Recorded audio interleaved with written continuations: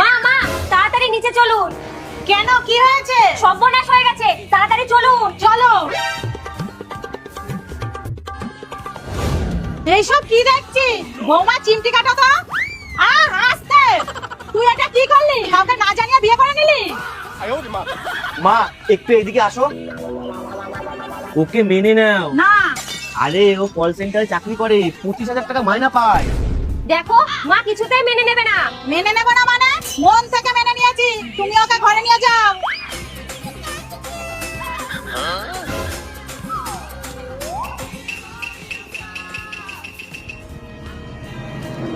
বৌমা, বাড়ির কাজ এখনো হয়নি কেন?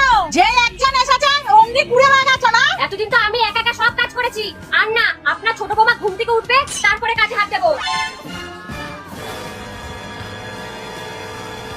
বৌমা, শুধু চাকরি করলে হবে? ঘরের কাজগুলো তো করতে হবে।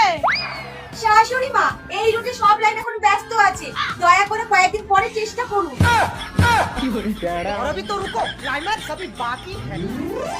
দেখ বাবু, ছোট বৌমা কিন্তু বাড়ির একটা কাজও হাত দেয় না। তুই কিছু বলবি না? বলবি না? চলো তো। কি গো, তুমি বাড়ির কাজ করছো না কেন? আপনার রিচার্জ শেষ হয়ে গেছে, দয়া করে দুটো শাড়ি আর একটা লেহেঙ্গা দিয়ে রিচার্জ করে নিন। তাহলে আপনিও শুনে নিন, এত ঘন ঘন রিচার্জ করতে পারবো না, দরকার হলে সিম বদলে ফেলবো। আপনাদের জন্য সুসংবাদ, কোম্পানি নিয়ে এসেছে আপনাদের জন্য ছুটির অফার। আপনারা রেস্ট করুন, আমি কাজ করব।